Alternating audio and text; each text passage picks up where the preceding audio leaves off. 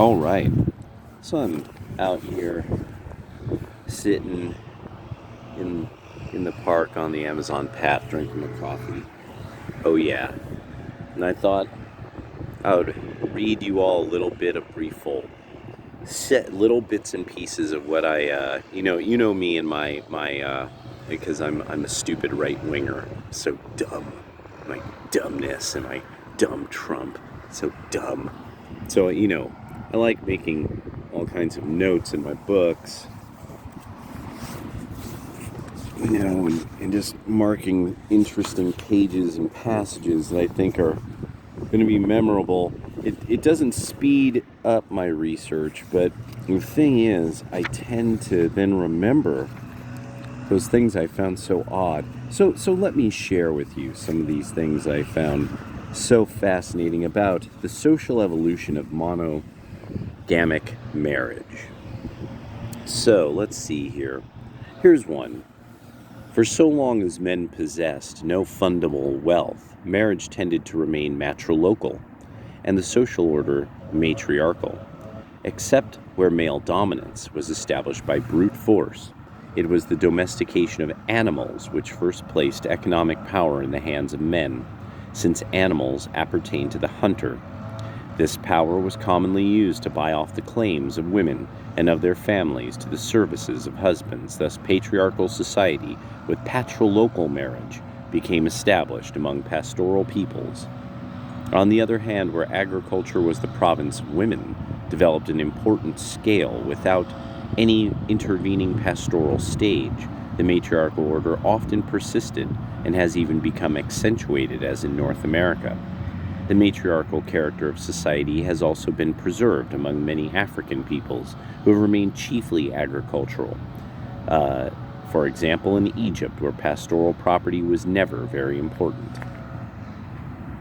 Among the Semitic nations of Western Asia, women retained many relics of their primitive influence. The Code of Hammurabi shows countless provisions protecting the status of women, and women could own property, conduct business, and plead in court.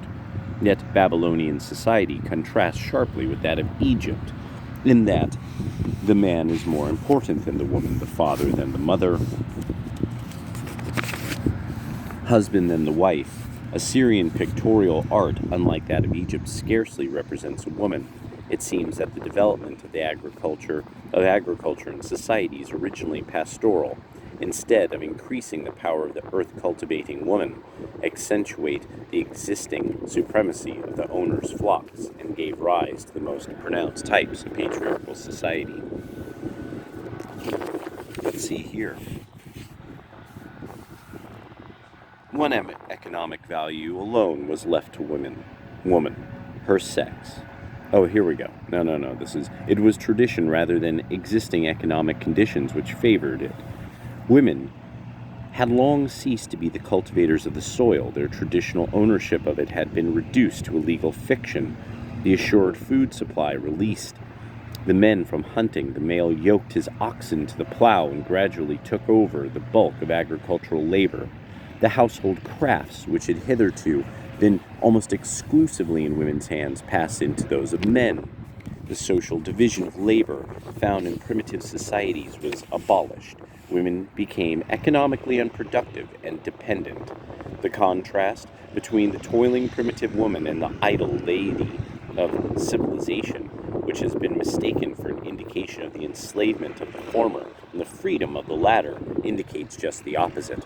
It is the primitive toiler who is independent, and the unemployed woman who has lost her freedom and is destitute.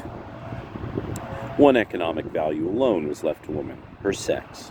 In uncultured societies, little sexual competition exists among women, hence the absence of love, i.e., individual preference. Sexual selection is purely economic.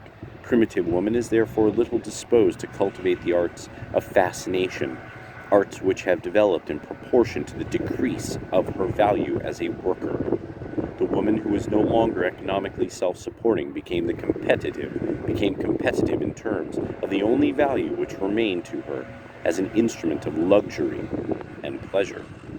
that Arabs forbid all manner of work to their daughters lest their beauty should suffer. The appearance of females in civilized society presents to the biologist a unique anomaly. While the male is drab and inconspicuous, on the female's attire all the resources of art and wealth are lavished. To adorn her with the pigments and gloss of secondary male sexual characters, birds and mammals the world over are exterminated.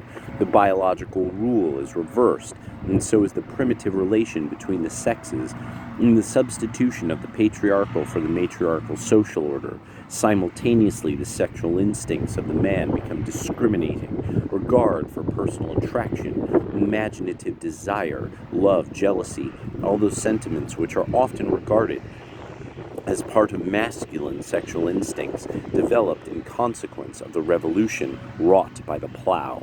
Women became the symbol of the non-utilitarian values in which the fighter and the toiler sought refuge from the harshness of reality.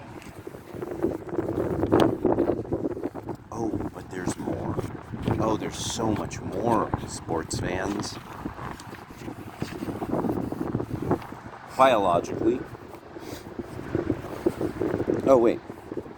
Polygyny is condemned chiefly on the grounds that it implies an outrage on the feelings of women. Without doubt, were polygyny introduced in a European country, it would offend feminine feelings, but feminine jealousy is a product of social conditions. It is not a cause, but an effect. It expresses the woman's desire not to lose the male whom she wants as an economic assistant and protector. It does not refer to the relations of the male with other females, so long as they do not constitute a menace to the economic association, and in a polygynous family, in primitive and uncultured societies they do not. On the contrary, since primitive women are workers, it promotes the object of marriage. Biologically, polygyny provides the condition for efficient operation of the male sexual function, the object of which is to impregnate as many females as possible. Among bisexual plants, one male serves for the impregnation of numerous females. The male palm tree stands surrounded by an enormous harem of female plants. Among animals, monogamous pairing is, as we have seen, extremely rare and occurs only in special circumstances. Uh-oh. Well, sports fans, it's starting to rain, so Donovan's going to have to go inside because it's kind of crapola. Yeah, I got to put my gloves on, finish up my coffee and my walk. Talk to you guys later. I'll be reading more of this, but today I'm going to be doing some EVE Online, messing around with the mining changes. Luckily, because I planned all my skills so poorly, I don't have to do a whole lot of changing to my skills, which a lot of people did.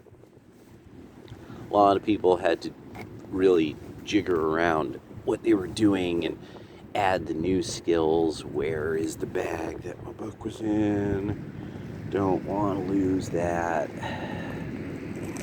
There we go. Look at me. Look at this old man with his bag, his book in a bag like a weirdo. Fucking old weird man. I'm the old weird man with my old weird plan. Alright. Oh yeah, got to be an eccentric old man. Holy crap, look at the ducks. Hold on a second. Look at the ducks.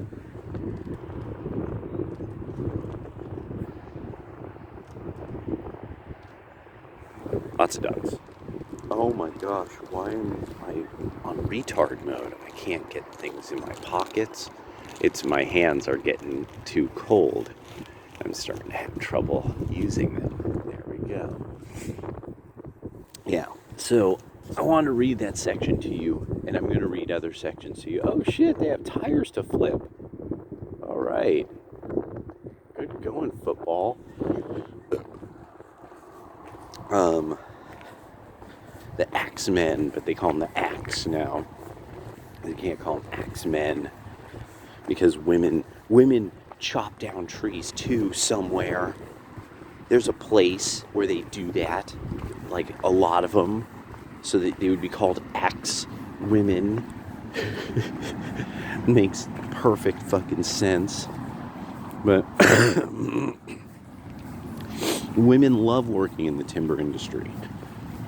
Whoa, holy dude.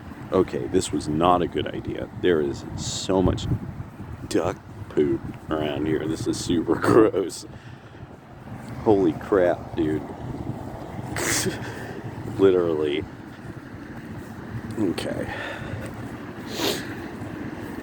Alright. So yeah, wanted to read that to you because a lot of that section on monogamic marriage,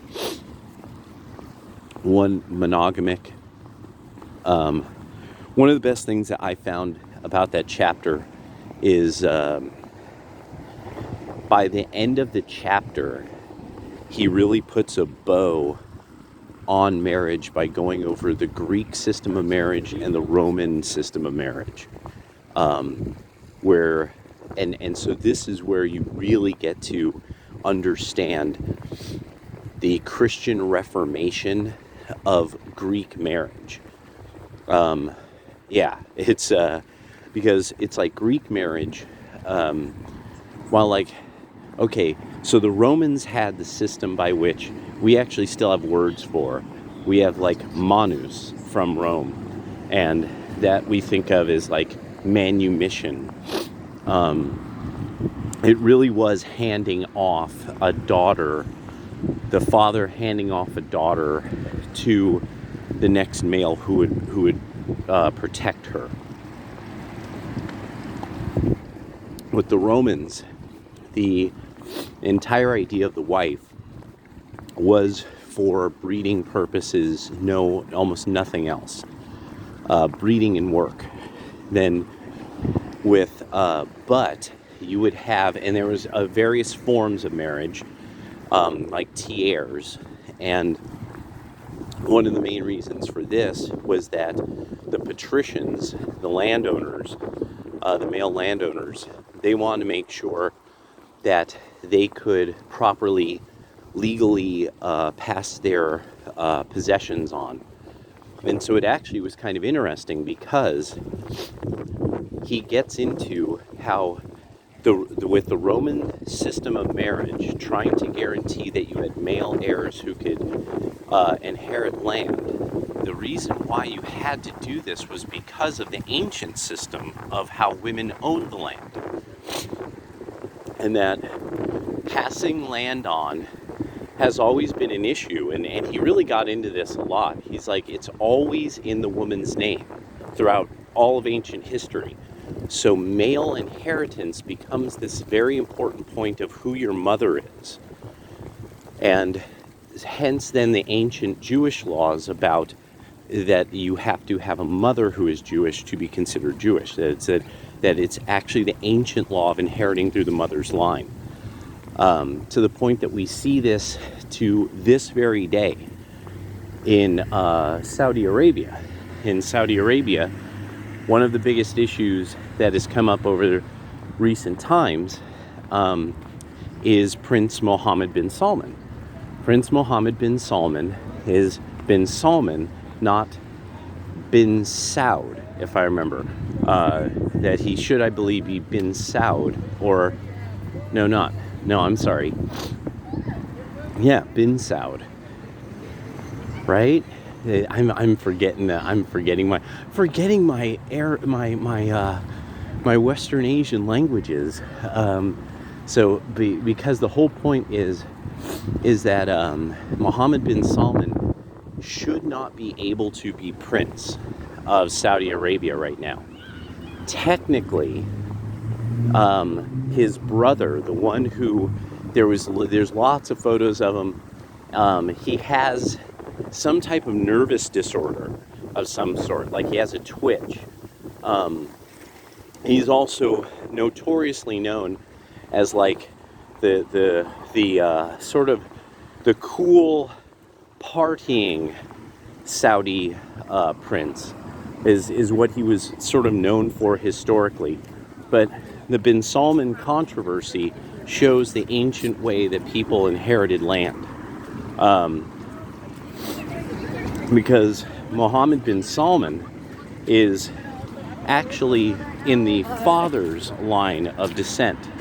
So basically they broke up the ancient system of descent that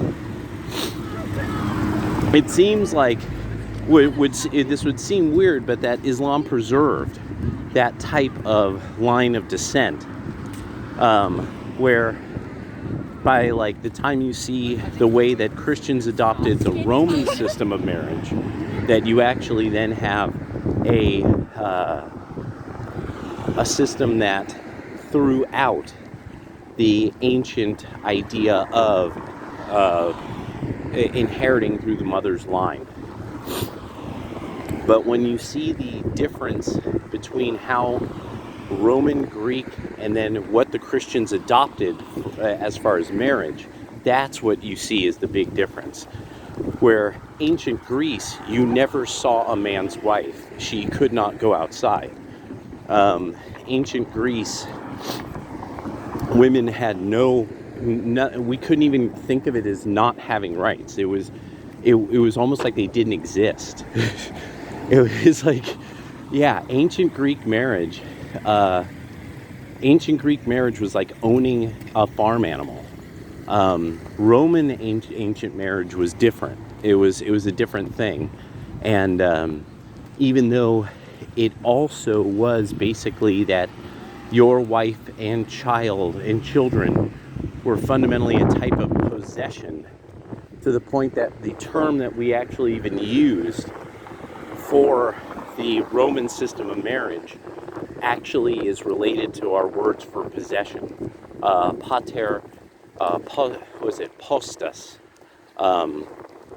And so the idea is that fundamentally the reference to paternalism, patricians, and all that is that it's a word for master. And he's a master over fundamentally that which he owns, which was the wife, children, and the properties. And so he puts a bow on the whole chapter that way. And at some point, I'm definitely going to read the section on ancient Jewish marriage, because that is very different than we consider. And it was really cool because he's like, polygyny is preserved in Judaism. You can have more than one wife. There's nothing in any part of the Bible that says you can't have more than one wife. In Judaism, Christianity changed that rule. But Judaism, you could have more than one wife, and that's totally fucking fine. And I was like, oh yeah, I had forgotten about that. Then he got into the Talmud says the same thing. So this was actually that he really gets into how weird then people who we encountered, or Europeans encountered during the colonial period, that many of these people thought it was very strange that Europeans only had one wife for their entire life. And then even beyond that, they were like, and why would your wife want one husband for her entire life? Like, how do you keep her from, like, and then it was also this thing of like, what do you mean you love your wife?